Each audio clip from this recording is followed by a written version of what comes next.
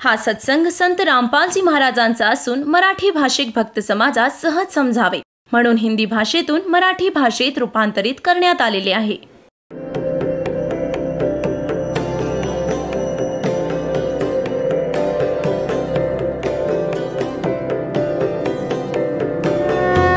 और ज्ञान सब ज्ञान डी कबीर ज्ञान सो ज्ञान और जैसे घोड़ा तोब कायब करता चले मैदान. जगद्गुरु तत्वदर्शी संत रामपालजी महाराजांचे अमृत वचन सर्व पवित्र धर्मांच्या व पवित्र शास्त्रांच्या आधारावर. सतगुरुदेव की जय. बंदी छोड़ कबीर परमेश्वर जी की जय. बंदी छोड़ गरीबदास जी महाराज जी की जय. स्वामी रामदेवानंद जी गुरु महाराज जी की जय हो.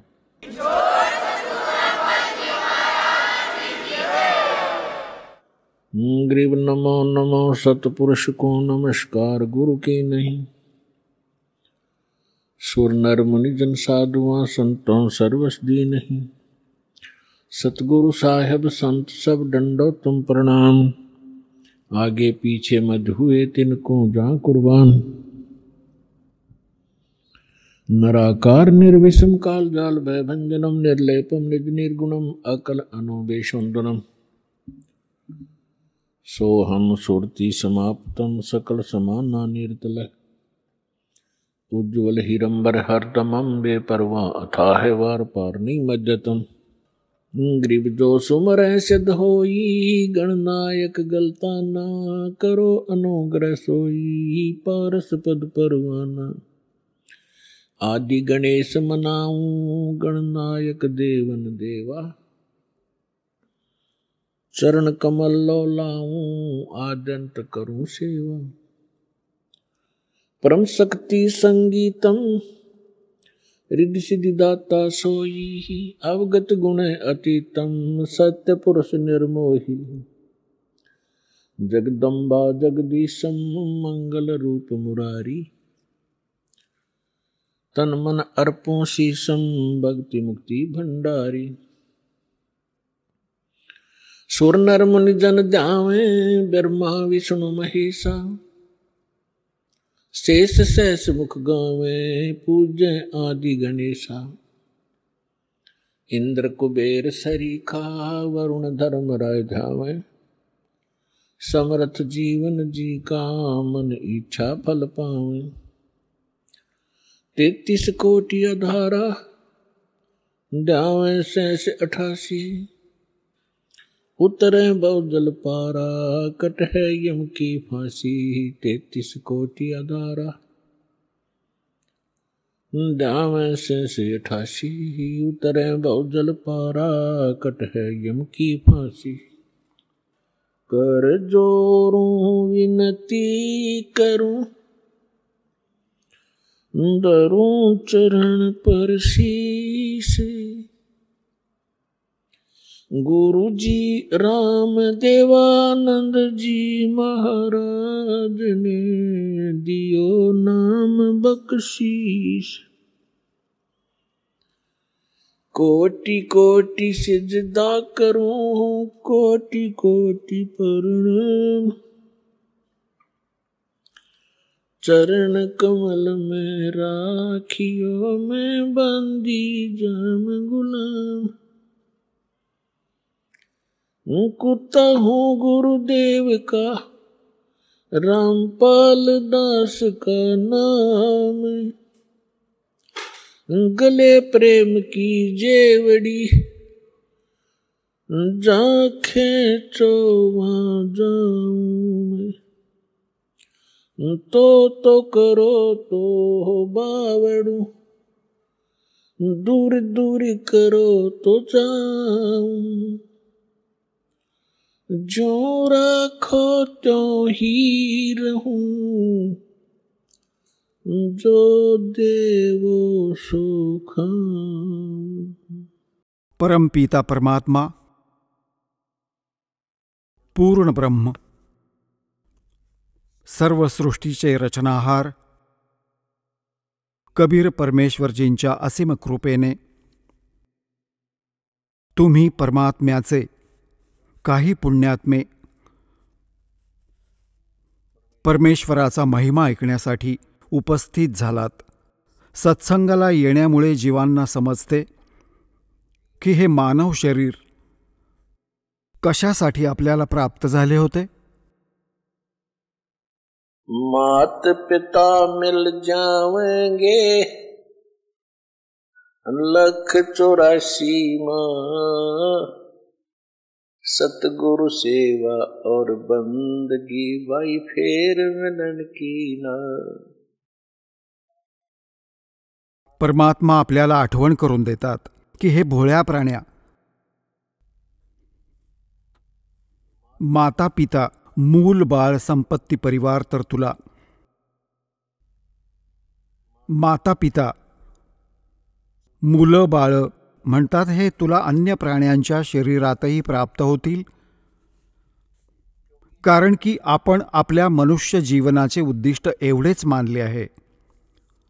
जोपर्यंत आपण सत्संग नाही ऐकत, यथार्थ ज्ञान आपल्याला प्राप्त नाही होत, आपण आपले कुटुंब आणि माता पिता या परिवाराच्याच सर्व परंपरांमध्ये मर्यादांमध्ये आपला निर्वाह करून त्यांचे पालन करत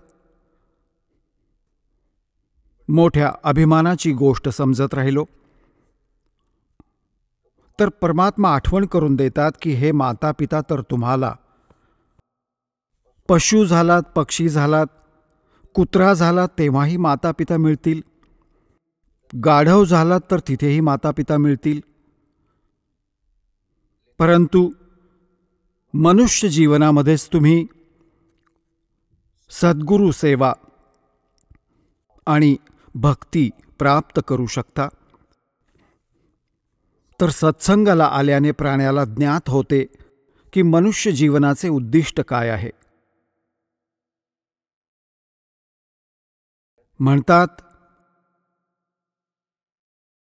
सतगुरु के दरबार में जाइयो बारंबार, बोली वस्तु लखा जवे है सतगुरु दातार. जोपर्यंत आपण सत्संगाला येत नाही, आपण परमात्म्याला विसरून गेलेले असतो. कधी संकट आले तर आपण आठवण काढतो आणि मग संकट टळले की मग वायफळ गोष्टी लक्षात ठेवतो, जे मनुष्य जीवनाचे काही उद्दिष्ट देखील नसते, तो विषयही नसतो. तर काय सांगतात परमात्मा? भाई दुख में सुमरण सब करे, सुख में करे ना कोई, जय सुख में सुमरण करे तो दुख कहूँ को हो. कबीर सुख में सिमरण किया नहीं, दुख में करते याद, कहे कबीरता दास की कौन सुने फरियाद. मानुष जन्म पाए कर जय नहीं रटे हरि नाम, जैसे कुआ जल बिना बनवाया क्या काम. मानुष जन्म दुर्लभ है ये मिले न बारंबार, तरवर से पत्ता टूट गिरे वो बोर न लगता डर. राम रटत निर्धन बलो टूटी घर की छान, वो सुंदर मैल किस काम के जाम भक्ति नहीं भगवान. राम रटत कोड़ी भलो चू चू पड़े जो चाम, वो सुंदर शरीर किस काम का जा मुख नाही नाम. कबीर जिव्या तो वाहे भली जो रटे हरि नाम, नहीं तो काट के फेंक दियो ये मुख में बोलो ना चाम. राम रटत कन्या बली और साकट बलो न पूत, जैसे छेरी के गल में गलथन जिसमें दूध ना मूत। परमात्मा म्हणतात की हे प्राणी संकटाच्या वेळी परमात्म्याची आठवण काढतात. सुख असते तेव्हा भगवानाला विसरून जातात. जर सुखातही तुम्ही भगवानाला लक्षात ठेवलेत तर संकट येणार नाही. मग किती महत्त्व सांगितले आहे भगवानांच्या भक्तीचे, की मनुष्य जीवन हे वारंवार प्राप्त नाही होणार. एकदा तुमच्या हातातून हे सुटून गेले तर असे समजा की झाडापासून पान गळून खाली पडते, पुनःस्थापित नाही होऊ शकत. मग काय सांगतात की विना भक्तीचे जे प्राणी हे जग सोडून जातात, अंतसमयी त्याला संपूर्ण आयुष्यभर जे साठवले होते, जमवले होते आणि जे कुटुंब तयार केले होते ते खूप आठवते. सारं जीवन कुटुंबाच्या पोषणासाठी, जगाचे सोसण्यामध्ये आणि आपले घर बंगले बांधण्यात घालवले. जाताना जेव्हा याच्या लक्षात येते की तुझे सर्व काही इथेच राहिले, आता तू जात आहेस एकटा, ना कोणी कुटुंबातील सदस्य तुझ्या सोबत आहे, तर त्यावेळी त्याची स्थिती सांगतात की पछाड़ खाखा रोएगी ये आत्मा जब तू चालेगी अकेली. म्हणतात डोकं आपटून आपटून, हंबरडा फोडून फोडून रडतो हा आत्मा जेव्हा यमाचे दूत त्याला खेचत घेऊन जातात. याचे सर्व काही इथेच राहून जाते जे संपूर्ण आयुष्यभर याने साठवले होते. ज्याला हा स्वतःचे मानून बसला तर परमात्मा त्याला आठवण करून देतात की काया तेरी है नहीं ये माया कहां से हो, और चरण कमल में ध्यान रखो इन दोनों को. जेव्हा तुझे शरीर नाहीये भोळ्या आत्मा, तुझे शरीरच तुझे नाहीये, तर हे घर बंगले कार आणि हा बँक बॅलन्स जमवत बसलायस मूर्खा. हे तुझे कसे होऊ शकते? तुझे काय आहे? तुझी आहे भक्ती, जे सुमरण तू करत आहेस, आणि तुझे आहे जे जगातून तू सोडून दिलेस, दान केलेस. दान देखील म्हणतात सुपात्री करावे. चुकीच्या ठिकाणी केले तर दान देखील व्यर्थ असते. गुरु बिन माला फेरते देते दान, गुरु बिन दोनों निष्फल हैं चाहे पूछो वेद पुराण. परमात्मा म्हणतात चिड़ी चोंच भर ले गई नदी न गट्यो नीर, दान दिए धन घटे नहीं नो कह रे साहिब कबीर. देते को हर देत है जहां तहां से आन, अन देवा मांगत फिरो फिर साहिब सुने ना कान. परमात्मा म्हणतात धर्म तो दसके नहीं ये दसके तीनों लोक, खैरायत में खैर है वही कीजिए आत्म पोख. तर मनुष्य जीवनाचे तुमच्यासोबत मनुष्य जीवनात जे संग्रह कराल, हे धन आहे जे तुमच्या सोबत जाईल. कबीर सब जग निर्धना धनवंता ना कोई, धनवंता सो जानियो जिस पर राम नाम धन होवे.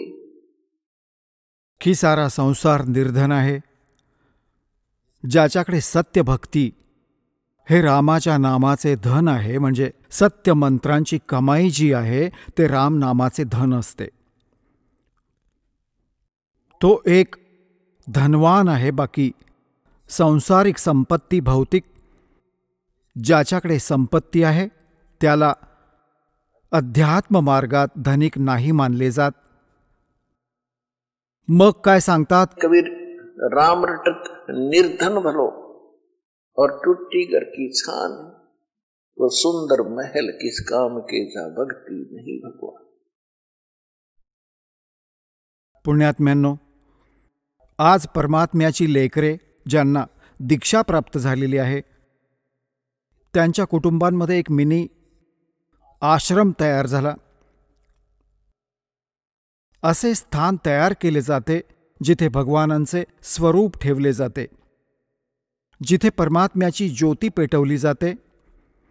सगळे उठून तिथे प्रणाम करतात.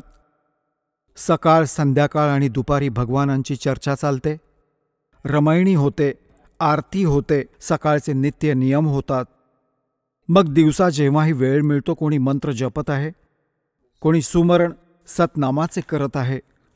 तर किती वातावरण बदलते ना. तिथे वायफळ बडबड असेल, हा हे म्हणाला, तो ते म्हणाला, त्याचा नाश होईल, त्यांचे असे नुकसान होणार आहे, ते अशा चुका करतात. तर अशा प्रकारच्या वायफळ गोष्टी करून त्या कुटुंबात, त्या घराच्या आत आपण हे कुविचार सोडून देत होतो. मग ते कुविचार आपल्या डोक्यात घोळत राहायचे, आपल्याला डिस्टर्ब करायचे, शांती मिळू देत नसत.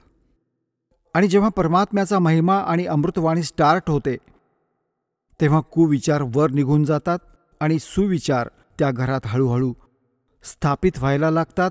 मग घरामध्ये शांती नांदायला लागते. ही पद्धत आहे. आणि कुठेही परमात्म्याची चर्चा नाही. सकाळी उठताच एकतर न्यूजपेपर वाचतील ज्याच्यात धादांत खोट्या वायफळ गोष्टी असतात, वर्तमानपत्र किंवा TV लावून बातम्या ऐकतात. सारा दिवस निरुपयोगी जातो. किंवा मग फिल्म बघतील. तर जोपर्यंत प्राण्याचे पूर्वजन्मीचे शुभसंस्कार चालतात तोपर्यंत तो काहीही करत राहतो. आणि स्वप्नातही भगवान न आठवता त्याला सर्व सुखे प्राप्त होत राहतात. तर जग हे बघत असते. भक्तही डिस्टर्ब होऊन जातात की आम्ही भक्तीही करत आहोत, आम्हाला संकटांचा तरीही काही ना काही सामना करावा लागतो. आणि दुसरी व्यक्ती सारा दिवस वायफळ गोष्टी करत राहते, दारू पिते, पत्ते खेळते, राजकारणात पडून असते आणि कोणत्याही वाईट कामांची काही गणना नाही त्यांच्या, आणि तरीही ते सुखी आहेत. तर हे बघून विचलित होऊ नका. परमात्म्याने सांगितलेल्या या पॉइंट्सचा, मुद्द्यांचा नीट विचार करा. ते पूर्वजन्मीचे पुण्यकर्मी प्राणी आहेत आणि जोपर्यंत त्यांची पुण्य चालली आहेत त्यांनी कितीही कुकर्मे करू देत, त्यांना कोणतीही हानी नाही होणार. आणि जेव्हा त्यांची पुण्य समाप्त होतील मग पाप कर्मांचा काळ सुरू होईल. मग बघा त्यांच्या घरात काय काय पहाड कोसळतात. आणि तुमच्यावर भक्ती करता करता देखील अडचणी येत आहेत. तर जर भक्ती करत नसतात तर तुमचा तर सर्वनाश होणार होता. विचार करा.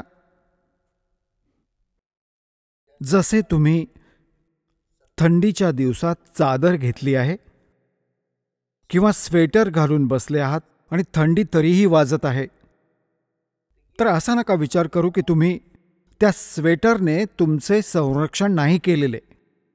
आता जसे इथे काही भक्त म्हणतात की आम्ही पाठ देखील करून घेतले, संकल्प पण केला, 4थी हजेरीही लावली, अजूनपर्यंत आम्हाला काही विशेष लाभ नाही मिळू शकलेला. हे तर होऊच शकत नाही की जेव्हा तुम्ही एवढे कर्म करत आहात भक्तीचे तर काही लाभ नाही होणार. हे तर तुमचे अजाण विचार आहेत, बालबुद्धी आहे. आता जसे थंडीचे दिवस आहेत, कोणी स्वेटर घातला आणि तरीही त्याला थंडी वाजत असेल तर असा नका विचार करू की स्वेटरने त्याचे काम नाही केले. स्वेटर आपले काम करत आहे, परंतु थंडी जास्त आहे तर त्यासाठी जर्सी एक अजून घाला वरून. आणि त्यानंतरही थंडी वाजत असेल तर चादर ओढून घ्या. म्हणजे असं नाहीये की असं म्हणायचं की मी जर्सीही घातलीये तरी थंडी वाजत आहे हातापायांना. तर हे तर अजाण माणूस म्हणेल ज्याला ही प्रोसेस माहिती नाही, भगवानांच्या मार्गाचे ज्ञान नाही. तर जे तुम्ही पुण्य करत आहात आणि विधिवत करत आहात, पूर्ण म्हणजे संपूर्ण विधी या इथे प्राप्त आहे. गुरुजींच्या व्यतिरिक्त दान करणं व्यर्थ आहे. तुम्हाला सद्गुरू मिळाले, तुम्हाला विधी मिळाला आहे, तुम्हाला पूर्ण परमात्मा मिळाला आहे, पूर्ण परमात्म्याचा मार्ग मिळाला आहे, सद्भक्ती मिळाली आहे आणि मग तुम्ही साधना योग्य करत आहात. तर असा नका विचार करू की तुम्हाला लाभ नाही होत.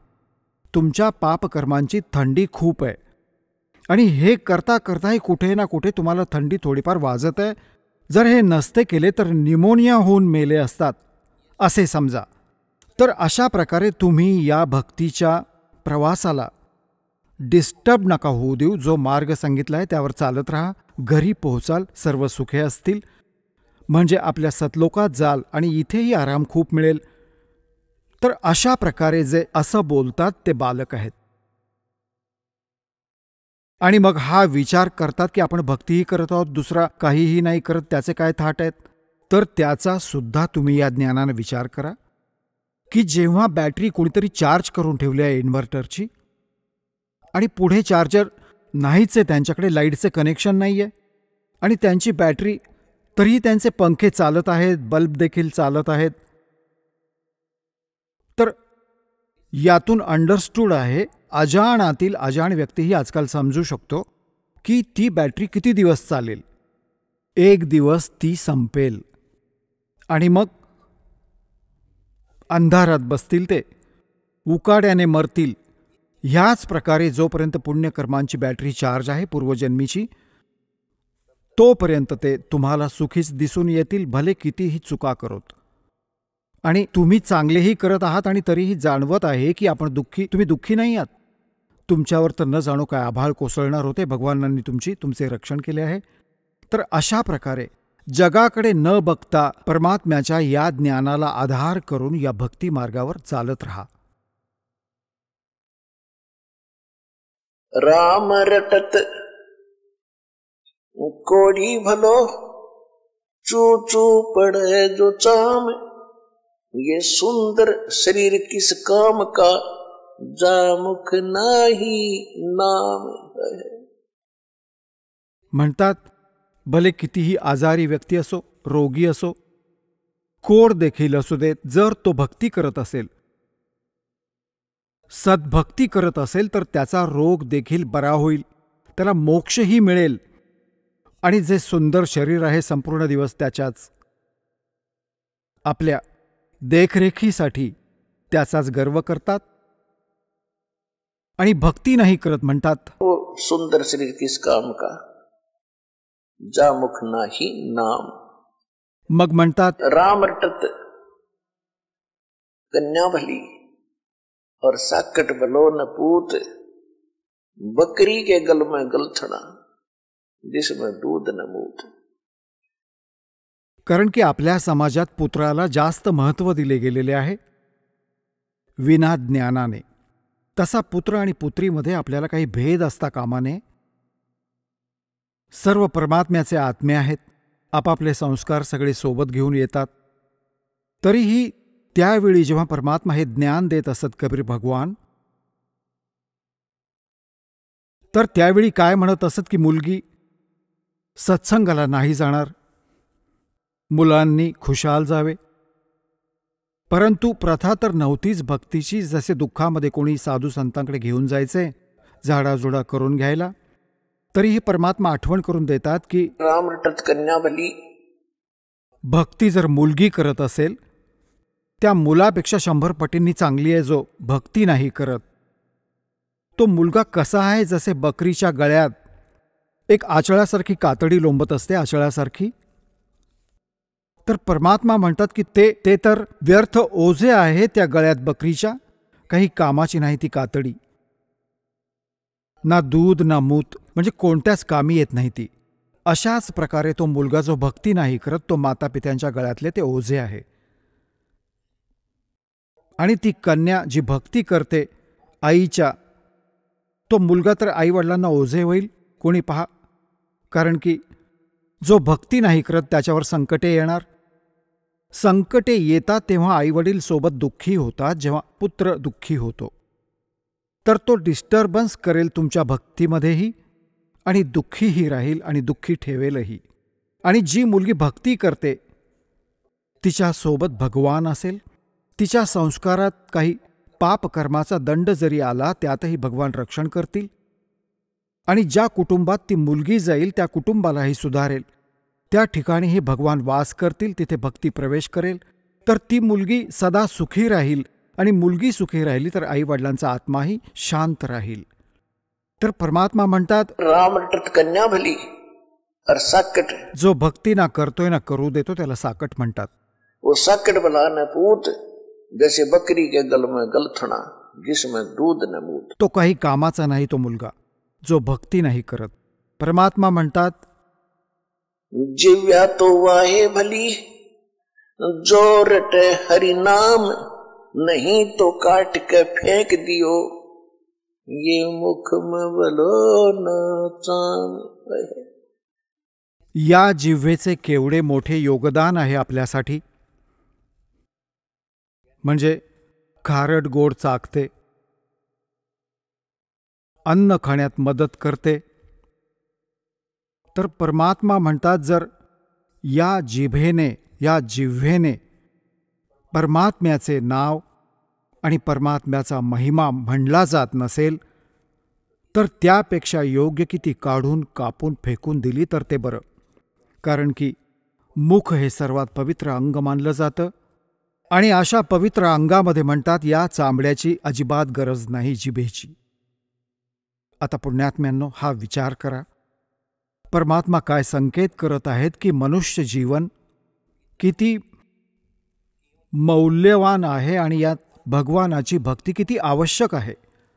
जर भक्ती नसेल करत या जिभेने, कोणी तगडा आहे, ताकदवान आहे, गरीबाला कोणी असे वचन कुवचन बोलले, त्याचा आत्मा रडत राहील, कारण की त्याचा सामना करू शकत नाही. तो ताकदवान आहे तर त्याचा आत्मा दुखावला, त्या जीभरूपी तलवारीने त्याने अटॅक केला, किंवा कोणाची निंदा करून भांडणे लावून देतो, किंवा कोणाची खोटी साक्ष देऊन पापाचा भागीदार झाला असेल, तर म्हणतात की यापेक्षा चांगले तर भगवान ही जीभ छाटली जावी. जी भक्ती नाही करत ते निदान पापापासून वाचतील. तर शिष्यांनो, समजा भगवान आपल्याला काय संदेश देऊ इच्छित आहेत. परमेश्वर स्वतः येऊन हे यथार्थ ज्ञान आपल्या प्रिय आत्म्यांना करून देतात. कारण की इथे 2 पॉवर आहेत, 2 शक्ती आहेत. एक तर हा क्षरपुरुष, ज्याला ज्योती स्वरूप निरंजन काळ म्हणतात, ज्याला ब्रह्म देखील म्हणतात. आणि आजपर्यंत या ऋषींना या ब्रह्मचेच ज्ञान आहे, ब्रह्मच्यावर यांना काहीही माहिती नव्हते. आणि हा ब्रह्म कोण आहे? हा काळ आहे, 21 ब्रह्मांडांचा स्वामी आहे. याला शाप मिळाला आहे 1,00,000 मानव शरीरधारी प्राण्यांचा नित्य आहार करण्याचा. ज्या कारणाने याने इथे सर्वांना मिसगाईड करून थांबवलेले आहे, मूर्ख बनवून ठेवले आहे, सगळ्यांपासून अपरिचित करून ठेवले आहे, भगवानांचे नामोनिशाण पुसून ठेवले आहे आणि सगळ्यांना भगवान बनवून ठेवले. कुठे 2 विटा रचून कोणी केलेले असेल स्थान, ते देखील भगवान डोके टेकवा. कुठे मूर्ती करून ठेवली आहे, ती देखील भगवान. आणि हे देवताही भगवान, हा स्वतः देखील भगवान. यातील कोणी सुद्धा परमात्मा नाहीये. या 21 ब्रह्मांडांमध्ये जेवढे देव आहेत ते परमात्मा नाहीत.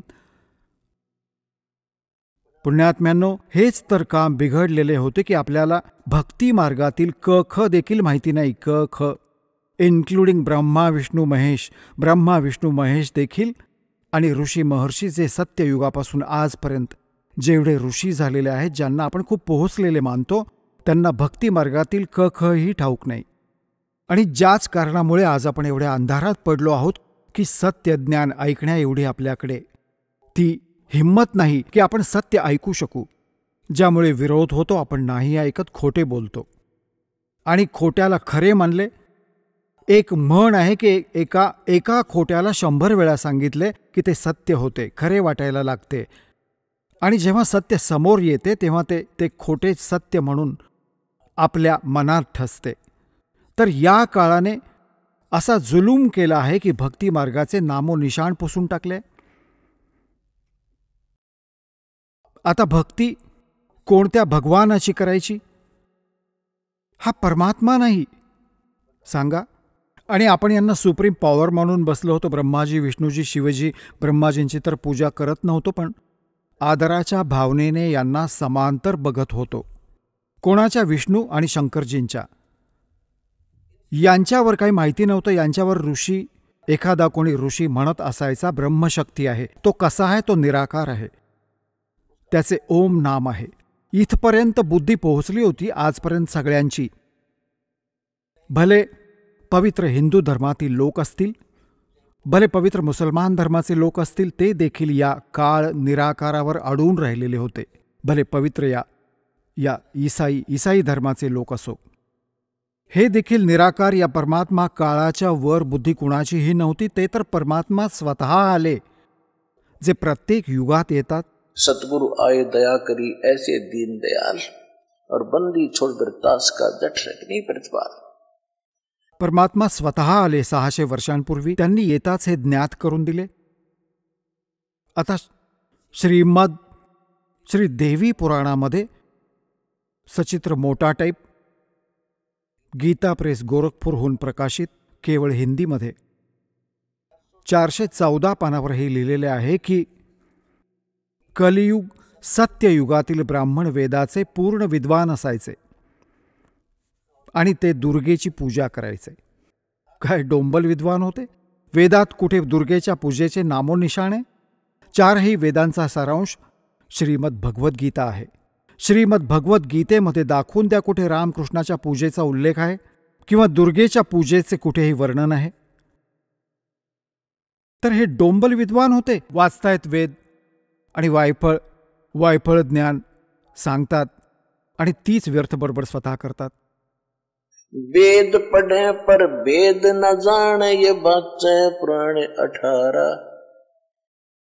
ये पत्थर की पूजा करेंगे, भूल गए सृजनहारा. देवी पुराणात लिहिले आहे की सत्ययुगातील ब्राह्मण वेदाचे पूर्ण विद्वान असायचे आणि दुर्गेची पूजा करायचे. गावोगावी मंदिर व्हावे दुर्गेचे, अशी त्यांची खास आस्था होती. तर हे मूर्तीपूजेचे दांभिक ज्ञान भरून ठेवले या भोंदूंनी. वेद वाचतात आणि व्यर्थ बडबड स्वतःची खूप करतात, सगळ्या दंतकथा लोकवेद तयार करून. या काळाच्या जाळ्यात सगळ्यांना अडकवून ठेवले आहे. आता श्रीमद भगवद्गीता अध्याय नंबर 16 मध्ये, अध्याय नंबर 15च्या श्लोक नंबर 16 आणि 17 मध्ये पूर्णतः निर्णय केला. क्षरपुरुष आणि अक्षरपुरुष दोन पुरुष आहेत. पुरुष म्हणजे प्रभू, भगवान, मालक. क्षरपुरुष याला ब्रह्मला म्हणतात ज्योतिनिरंजन, काळाला म्हणतात, जो ब्रह्मा विष्णू महेशचा पिता आणि दुर्गेचा पती आहे. 21 ब्रह्मांडांचा मालक आहे, 21 ब्रह्मांडांचा स्वामी आहे, पुरुष आहे. आणि दुसरा अक्षरपुरुष हा 7 शंख ब्रह्मांडांचा स्वामी आहे. तेवढाच मालक आहे, तेवढाच पुरुष आहे, तेवढाच भगवान आहे.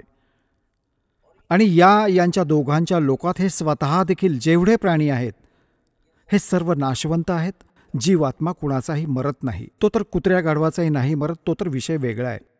पण याच्या 15व्या अध्यायाच्या गीतेच्या 17व्या श्लोकात निर्णय दिला की उत्तम पुरुष तू अन्य परमात्मा इति उदाहरता. होय होय. आणि य लोकत्रायम आविश्य विभर्ती अव्यईश्वरा. तिसऱ्या 17व्या श्लोकात म्हटले आहे की उत्तम पुरुष म्हणजे श्रेष्ठ भगवान, श्रेष्ठ परमात्मा, श्रेष्ठ प्रभू, तर या दोघांपेक्षा अक्षरपुरुष आणि अक्षरपुरुष यांच्यापेक्षा कोणी दुसराच आहे. आणि त्याला परमात्मा म्हणतात. परमात्मा इति उदाहरतः, त्याला परमात्मा म्हणतात. परमात्म्याचा अर्थ आहे दुःख देणार नाही, सुखच देईल. तर सतलोकामध्ये जिथून आपण आलो होतो आणि जिकडे आपण आता प्रयत्न करत आहोत जाण्यासाठी, जिथे आपल्याला जाण्याची प्रेरणा करत आहेत, तिथे दुःख नाहीये, तिथे मृत्यू नाहीये, तिथे वृद्धावस्था नाहीये, कोणत्याही प्रकारचा कोणत्याही वस्तूचा अभाव नाहीये. तर सांगण्याचा भाव हा आहे की त्यावर लिहिले आहे की उत्तम पुरुष म्हणजे पुरुषोत्तम. पुरुषोत्तम तर कोणी वेगळा आहे? सर्वश्रेष्ठ भगवानाला पुरुषोत्तम म्हटले आहे आणि यालाच परमात्मा म्हटले जाते. अजून तर परमात्मा कोणी नाही. परमात्म्याचा अर्थ आहे श्रेष्ठ आत्मा, जो केवळ सुख देईल, दुःख देणार नाही कोणाला. मग आणि जो 3ही लोकात प्रवेश करून सर्वांचे पालन पोषण करतो. एक लोक तर झाला या 21 ब्रह्मांडांचे क्षेत्र क्षरपुरुषाचे, दुसरा लोक झाला अक्षरपुरुषाचा 7 शंख ब्रह्मांडाचे क्षेत्र, आणि तिसरा लोक आहे सतलोक. आणि वरचे जेवढे 4 लोक आहेत, वर सतलोक, अलखलोक, अगमलोक, अनामी, अकहलोक, ते 4ही मिळून एक लोक म्हटला जातो. अविनाशी लोक आहे तो सर्व. तर या 3ही लोकात प्रवेश करून जो सर्वांचे पालन पोषण करतो तोच पूर्ण परमात्मा आहे. आणि आपण जेव्हा एका ब्रह्मांडाबद्दल बोलतो तर 3 लोक हे वेगळे होतात. पृथ्वीलोक, पाताळलोक आणि स्वर्गलोक, हे लोक तर एक लोक म्हणजे ब्रह्मांडामध्ये, यांनाही लोक म्हटले जाते. तर जो प्रसंग चालू आहे त्याकडे येऊया. तर यात 15व्या अध्यायाच्या 17व्या श्लोकात म्हटले आहे की तो वास्तविक अविनाशी परमात्मा आहे, आणि जो भगवान आहे त्यालाच परमात्मा म्हणतात. अजून कोणी परमात्मा नाहीये. श्री शिवपुराणात रुद्रसंहितेमध्ये हा काळ जो आहे, ब्रह्मा विष्णू महेशाचे एकमेकात भांडण झाले या गोष्टीवरून भ्रमित होऊन ब्रह्माजी म्हणतात की मी सर्वांचा रचनाकार आहे, मी सर्वांचा उत्पत्ती करता आहे. आणि भ्रमित होऊन विष्णूजींना हा भ्रम आहे की माझ्या नाभी कमलातून विष्णू या ब्रह्माजींची उत्पत्ती झाली. आणि काही ऋषी जे साधना करत असत समाधी दशेमध्ये हा काळ काय कपट करतो की आपल्या वास्तविक रूपात याला नाही दिसायचं कोणाला, याने प्रतिज्ञा केली आहे. त्यामुळे हा आपल्या पुत्रांच्या रूपात, कोणाला ब्रह्माजींच्या रूपात, कोणाला विष्णूजींच्या रूपात, कोणाला शिवजींच्या रूपात साधना काळात दर्शन देतो.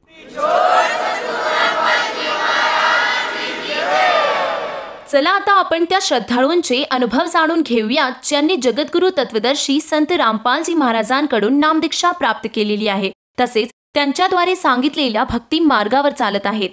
नमस्कार सतसाहेबजी. आपलं नाव? कांचन राहुल रोकडे. आपण कुठून आलात?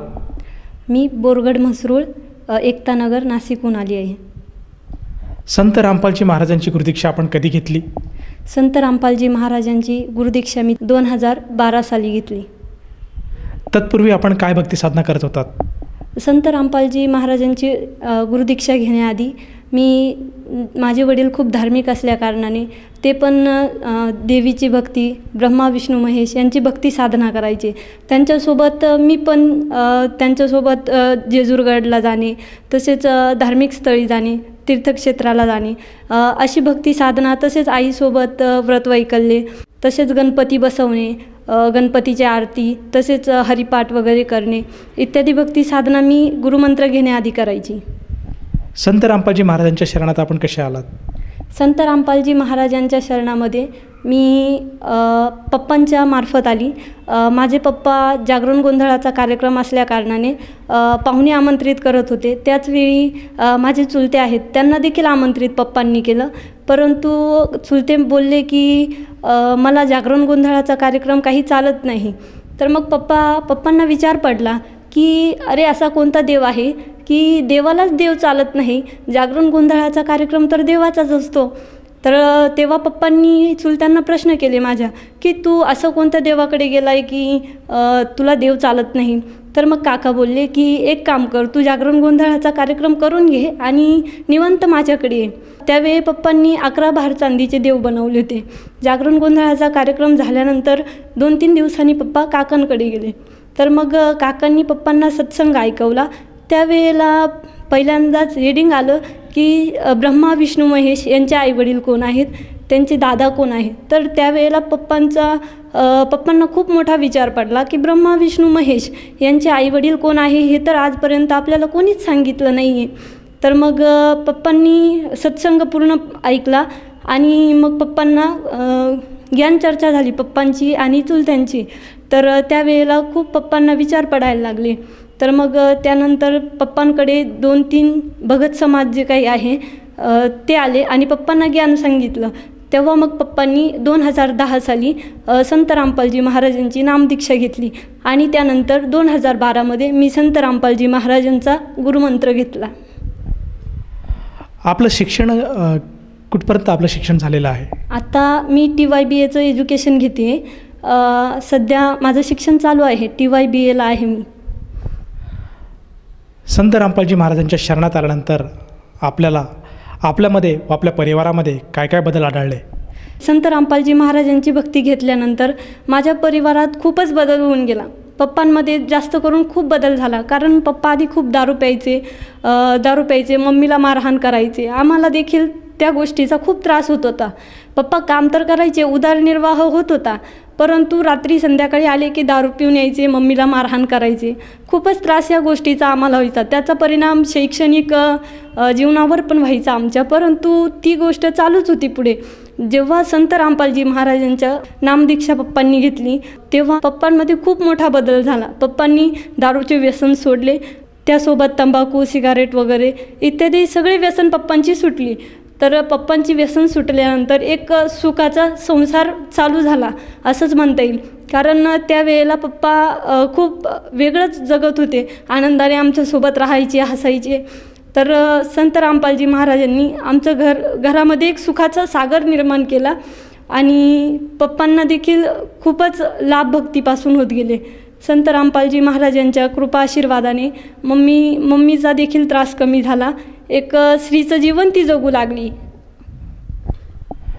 जसं तुम्ही सांगत आहात की संत रामपालजी महाराजांच्या शरणात आल्यानंतर आपल्या जीवनामध्ये व आपल्या परिवारामध्ये बराचसा बदल झाला. मुख्यतः आपल्या वडिलांचं व्यसन हे दूर झालं आणि आपण एक सुखी आणि समृद्ध आयुष्य जगत आहात. मला असं विचारायचं आहे की संत रामपालजी महाराज आज स्त्रियांसाठी काय विशेष असं सामाजिक कार्य करत आहात? संत रामपालजी महाराज हे स्त्रियांसाठी खूपच मोठं काम करत आहे. तसेच समाजसुधारकाचं काम देखील संत रामपालजी महाराज करत आहेत.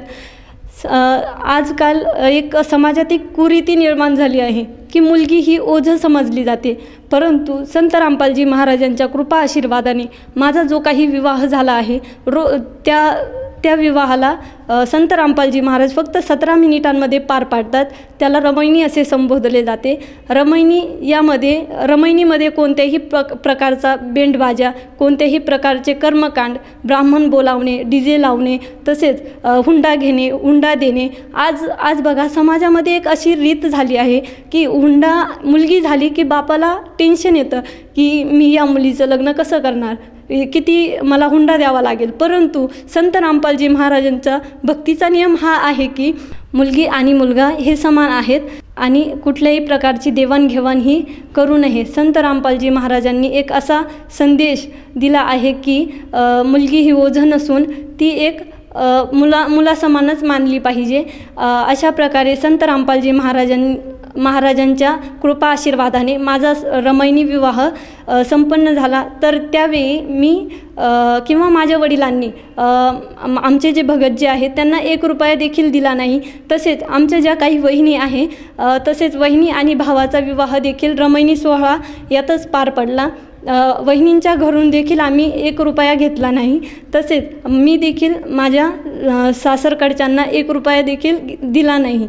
तर हुंड्याची जी प्रथा आहे ती संत रामपालजी महाराजांनी बंद केली आहे. आज समाजामध्ये एक मुलीचं लग्न म्हटलं की बापाला हुंड्यासाठी कुणाकडून तरी कर्ज काढावे लागते, तसेच व्याजाने पैसे काढणे, इतर बऱ्याचशा भानगडी असतात.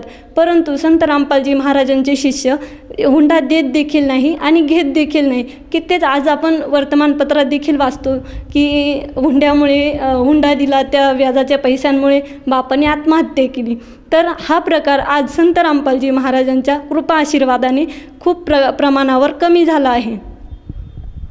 जसं तुम्ही सांगत आहात की संत रामपालजी महाराजांच्या केवळ रमैनी या कार्यक्रमाच्या माध्यमातून आपण विवाह संपन्न केलेला आहेत, परंतु आज महाराष्ट्रामध्ये विवाह म्हटला की मुलाकडच्या लोकांना बऱ्याच प्रमाणात भेटवस्तू देत असतात. जसं काही फ्रीज आहे, TV आहे, कपाट आहे, भांडे आहे. तर ह्या सर्व गोष्टी तरी आपल्या वडिलांनी आपल्या पतिदेवांना दिलेच असाल? नाही, हे तर लांबच आहे. परंतु मी ज्या कपड्यावर, ज्या वस्त्रांवर संत रामपालजी महाराजांच्या रमैनी सोहळ्यामध्ये बसली होती, फक्त त्याच कपड्यांवर मी आमचे भगतजी जे काही आहे त्यांच्याकडे गेली. तसेच त्याचप्रमाणे आमच्या ज्या काही वहिनी आहेत त्यांच्याकडून देखील 1 रुपयाचं कन्यादान वगैरे आम्ही घेतलं नाही. नाही फ्रीज घेतलं, नाही कपाट घेतलं, कोणत्याही वस्तू आम्ही संत रामपालजी महाराजांच्या रमैनी विवाह जो काही सोहळा होतो त्यामध्ये घेतला नाही. जसं आपण सांगत आहात की आपला विवाह हा रमैनी सोहळ्यातून झालेला आहे, तर या रमैनीला आज किती वर्ष झालेले आहेत? आज परमपिता परमेश्वरांच्या दयेने आज माझ्या रमैनीला 1.5 वर्ष पूर्ण झालेली आहेत. तर ह्या 1.5 वर्षाच्या कालावधीमध्ये आपल्याकडे किंवा आपल्या वडिलांकडे आपल्या सासरच्या मंडळींनी कुठल्या प्रकारची डिमांड केली का? म्हणजे काही पैशांची मागणी केली का किंवा कुठल्या वस्तीची मागणी केली का? संत रामपालजी महाराजांच्या कृपा आशीर्वादाने आजपर्यंत माझे सासू सासरे तसेच भगतजी यांनी कोणत्याही गोष्टीची डिमांड माझ्या वडिलांकडे केली नाही. तसेच मला देखील या गोष्टीचा त्रास झाला नाही की तू तुझ्या वडिलांकडून इतके पैसे आण, तितके पैसे आण, ही गोष्ट मागव, ही वस्तू मागव, कधीही मला त्यांनी त्रास दिला नाही. तसेच इतर मी समाजाचं सांगू इच्छिते की इतर मुलींना जे काही सासरकडची लोक असतात ते खूप त्रास देतात की तू एक काम कर, तू तुझ्या वडिलांकडे जा, तुझ्या वडिलांकडे जाऊन तू ही गोष्ट मागव किंवा कार मागव, गाडी मागव, अशा गोष्टींचा खूप त्रास देतात. तर संत रामपालजी महाराजांच्या दयेने मला हा कोणताही त्रास आज झालेला नाही. जसं तुम्ही सांगत आहात की संत रामपालजी महाराजांच्या दयेने आज आपला रमैनी सोहळा पार झाला आणि त्यामध्ये कुठल्याही प्रकारचा खर्च झाला नाही. हा एक मोठा समाजकार्याचा कार्यक्रम आज संत रामपालजी महाराज आणि त्यांचे अनुयायी आज करत आहेत. तर मला असं विचारायचं आहे, हा एक मोठा लाभ तर आपल्याला झालेलाच आहे, तर त्या व्यतिरिक्त आपल्याला संत रामपालजी महाराजांच्या शरणात आल्यानंतर आणखीन काय अनुभवायला मिळालेत का? संत रामपालजी महाराजांचा गुरुमंत्र घेतल्यानंतर प्रथमतः मला मोठा लाभ म्हणजे मोक्षाचा मार्ग तसेच शास्त्र अनुकूल साधना मिळाली आणि संत रामपालजी महाराजांच्या नामदीक्षा घेतल्यानंतर मला शारीरिक, आर्थिक तसेच शैक्षणिक लाभ देखील मिळाले आहेत. त्यापैकी मी एक आर्थिक लाभ सांगेल. पप्पांची परिस्थिती आधी खूप खराब होती, परंतु परिस्थिती खराब, दारूत पैसे जाणे वगैरे इत्यादी भरपूर प्रकारचे पप्पांचे वायफळ खर्च जो आपण काही म्हणतो तो पप्पांचा खूप व्हायचा. तर मग संत रामपालजी महाराजांचा गुरुमंत्र घेतल्यानंतर पप्पा सुरळीत जीवन जगू लागले. त्यानंतर जो काही पप्पा दारूत पैसे खर्च करायचे त्याचा पप्पा आम्हाला खाऊ आणणे वगैरे इत्यादी भरपूर प्रकारचा आमचे लाड पुरवू लागले.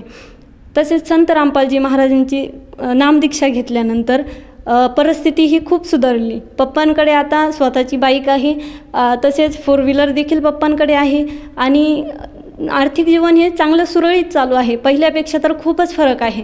तर संत रामपालजी महाराजांच्या दयेने मला खूप असे लाभ मिळाले. रमैनीचा लाभ जो काही आहे, जो एकही पैसा न घेता रमैनी माझी पार पडली, ते पप्पांचं एक ओझंच कमी झालं. आणि रमैनीच्या आधी माझा भाऊ दूध सप्लायरचं काम करायचा, दुधाची पिकअप चालवायचा. तर एक वेळा संत रामपालजी महाराजांची जी काही आरती असते ती आरती चालू होती. संत रामपालजी महाराजांची आरती चालू असल्याकारणाने भावाला जीवनदान मिळाले असे की भाऊ सुरतला जात असताना भाऊ जायचा शॉर्टकटने जायचा. तर संत रामपालजी महाराजांची आरती चालू होती. लास्ट जे काही कडवं आहे स्वामी रामदेवानंदजींचं, ते कडवं चालू होतं. भाऊ शॉर्टकटने जात असल्याकारणाने समोरून एक गाडी आली, तिचा खूपच प्रकाश काचेवर पडला आणि तो माझ्या भावाला सहनच झाला नाही, बघवलाच नाही. तर भाऊची गाडी एका झाडाला ठोकल्यानंतर ती गाडी डबल टिबल पलटी झाली, 2-3 वेळा पलटी झाली. तर पलटी झाल्यामुळे भावाला तर काही लागलं नाही, परंतु ती संत रामपालजी महाराज यांचीच दया. कारण त्यावेळेला गाडीचा मागचा जो काही भाग असतो तो पूर्णपणे खराब होऊन गेला होता, पूर्ण खराब झाला होता. पण भाऊला एक खरोच देखील आली नव्हती.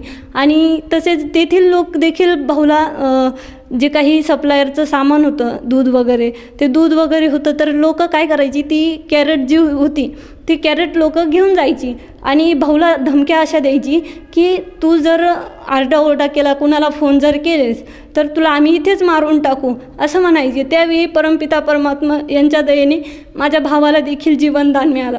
तसेच वडिलांचं कानाचं ऑपरेशन सांगितलं होतं.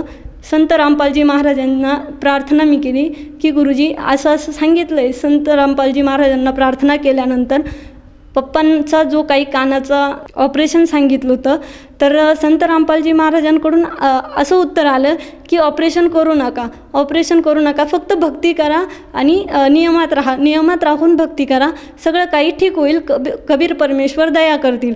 तर त्यावेळेला पप्पांचा कान काहीच त्रास, म्हणजे त्याच वेळी त्रास बंद झाला.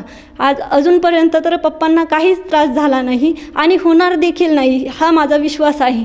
तसेच पप्पांचा दुसरा असा अनुभव की संत रामपालजी महाराजांचा गुरुमंत्र घेतल्यानंतर पप्पांची जी काही लाळ ग्रंथी असते, लाळ ग्रंथीतून लाळ येते आणि तेथे जे काही खराब घटक लाळेतले असतात ते साचून साचून पप्पांच्या लाळ ग्रंथीमध्ये एक खडा निर्माण झाला होता.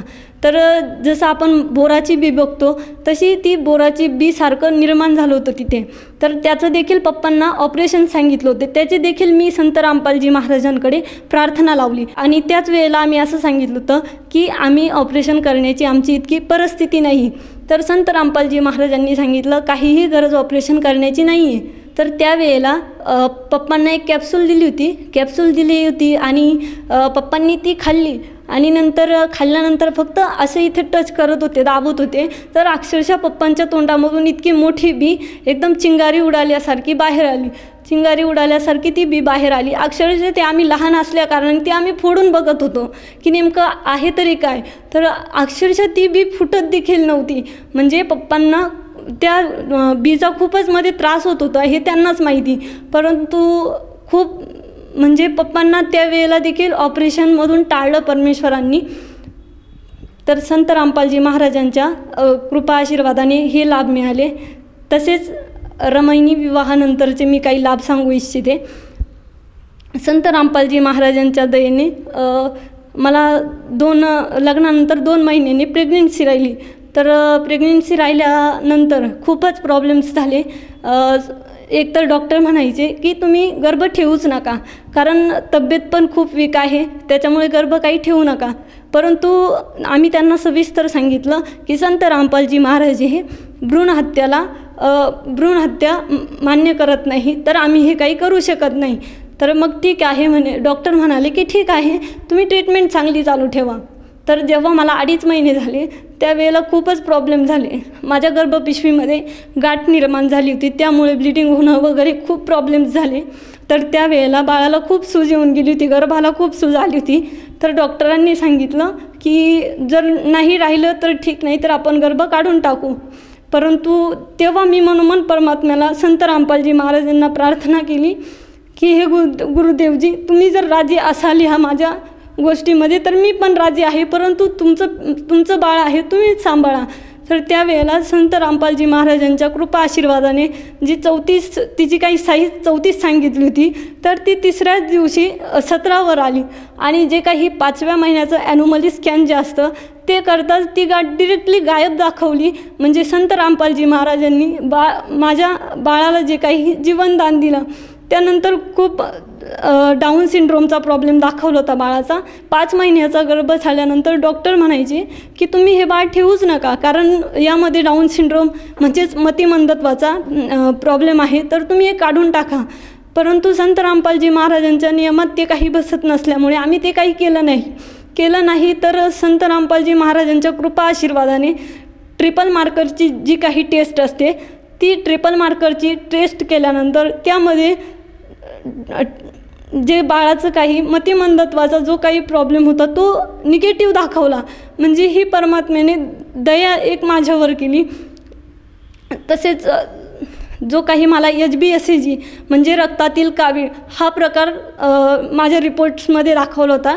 तर रिपोर्ट्समध्ये दाखवल्यामुळे तो सगळे घाबरून गेले की रक्तातील कावीळ आहे, मग काय होणार, बाळाला पण रक्तातली कावीळची लागण होणार.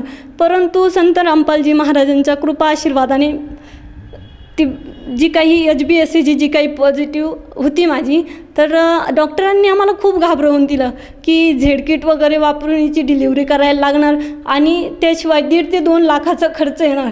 परंतु खर्चाचं तर काही टेन्शन नव्हतं, परंतु तरी एक भीती वाटायची की कारण डॉक्टर खूप घाबरवायचे की झटके येतात, असं होतं तसं होतं. परंतु संत रामपालजी महाराजांच्या दयेने मी फक्त 1.5 तासात डिलिव्हरी झाली, त्याशिवाय मला कोणताही त्रास झाला नाही. फक्त परमेश्वराच्या कृपा आशीर्वादानेच हे साध्य झालं आणि जे बाळ माझं काही आहे ते आत्ता एकदम सुरक्षित आहे. परमेश्वराच्या कृपा आशीर्वादाने परमेश्वर दया कायमच बनवत राहतात.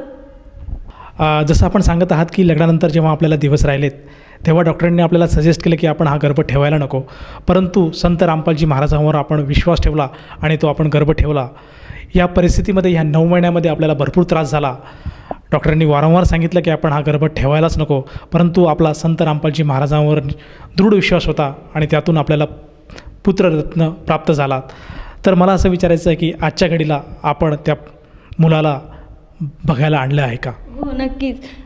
संत रामपालजी महाराज यांच्या दयेने जो काही मला पुत्र प्राप्त झाला आहे तो मी माझ्यासोबत आणलेला आहे. तो मी तुम्हाला नक्कीच दाखवू इच्छिते. संत रामपालजी महाराजांच्या दयेने हा मला मुलगा झालेला आहे. त्याचं नाव अनुराग रोकडे असं आहे आणि तो आत्ता 8.5 महिन्याचा पूर्ण झाला आहे. खरंच एक मोठी गोष्ट आज इथं बघायला मिळत आहे दर्शकांना की संत रामपालजी महाराजांच्या शरणात आल्यानंतर आज आपल्या स्वतःचा आणि आपल्या भावाचा विवाह सोहळा अतिशय साध्या पद्धतीने झाला. त्याच्यामध्ये कुठल्याही प्रकारचं अवडंबर नव्हतं. अतिशय साध्या आणि सादगीमध्ये आपला विवाह सोहळा झाला. केवळ 17 मिनिटामध्ये. त्यामध्ये कुठल्याही प्रकारचं देवाणघेवाण आपण केली नाही. हा एक मोठा लाभ आणि मोठं एक समाजकार्याचं कार्यक्रम आज संत रामपालजी महाराज करत आहेत. त्याचप्रमाणे आता जे आपण सांगितलं की आपल्याला गर्भधारणा झाली होती तेव्हा डॉक्टरांनी वारंवार सांगितलं की आपण हा गर्भ ठेवू नये, परंतु केवळ आपली श्रद्धा संत रामपालजी महाराजांवर होती आणि त्यांच्या सद्भक्तीमुळे आज आपल्याला हा मोठा चमत्कार बघायला मिळत आहेत. तर या चमत्कारामधून आपण आपल्यासारख्या अन्य भाविकांना आणि जो श्रद्धाळू वर्ग आज टी व्हीच्या माध्यमातून आपल्याला बघत आहेत यांना आपण काय संदेश द्याल? मी तर संदेश काही देऊ शकत नाही, परंतु एक मेसेज मी देऊ शकते. संत रामपालजी महाराज हे ज्या काही समाजातील कुरीती आहेत त्या नष्ट करण्याचा प्रयत्न करत आहे. जसे काही हुंडा घेणे, दारू पिणे वगैरे. संत रामपालजी महाराजांचे नियमच असे आहेत की दारू प्यायची नाही, मटण मांस खायचा नाही. तसेच संत रामपालजी महाराज एक अशी शिकवण देतात की मुलगी ही मुलासमानच माना आणि जो काही हुंडा वगैरे घेतो आहे आपण तर तो देखील चुकीचा आहे. तर तो कशा प्रकारे चुकीचा आहे? जे काही रमैनी विवाह संपन्न झालेले आहेत तर 1 रुपया देखील दिला नाही. तसेच जो काही आहे भक्त समाज त्यांना मी इतकंच सांगू इच्छिते की संत रामपालजी महाराज हे एक उत्कृष्ट समाज निर्मिती करत आहेत. तर संत रामपालजी महाराजांचा प्रसिद्ध TV चॅनलांवर सत्संग येतोय. तसेच संत रामपालजी महाराजांच्या विविध प्रकारच्या वेबसाईट्स चालू आहेत. जसे काही www.jagadgururampalji.org या वेबसाईटवर जाऊन तुम्ही विजिट करा.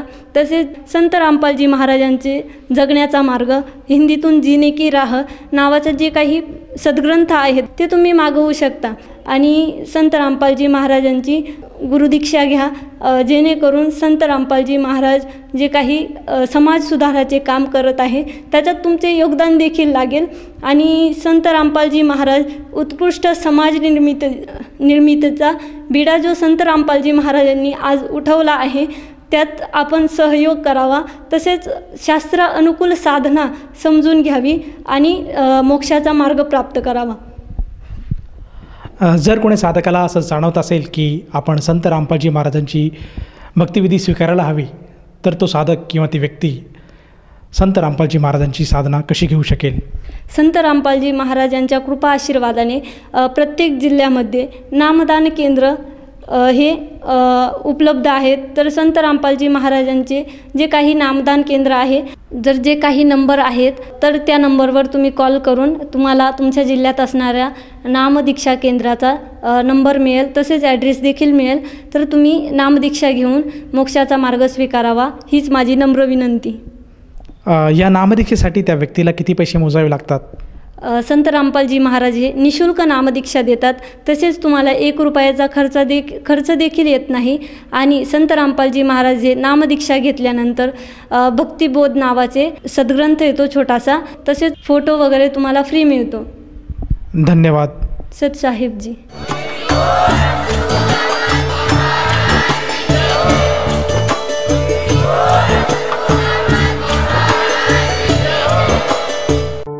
आपण ऐकत होता जगद्गुरु तत्वदर्शी संत रामपालजी महाराजांचे मंगल प्रवचन. निःशुल्क नामदीक्षा प्राप्त करण्यासाठी आणि अधिक माहितीसाठी संपर्क करा 7030303951 7030303952. आमची वेबसाईट आहे www.jagadgururampalji.org. सर्व पवित्र धर्मांच्या पवित्र शास्त्रांवर आधारित प्रमाणित अनमोल पुस्तक ज्ञानगंगा किंवा जगण्याचा मार्ग यापैकी कोणतेही एक पुस्तक निःशुल्क मागविण्यासाठी आम्हाला आपले पूर्ण नाव, पूर्ण पत्ता, पिनकोड सहित आणि फोन नंबर लिहून 7030303951 7030303952 या नंबरावर SMS करू शकता किंवा आम्हाला 7030303950 या नंबरावर WhatsApp देखील करू शकता.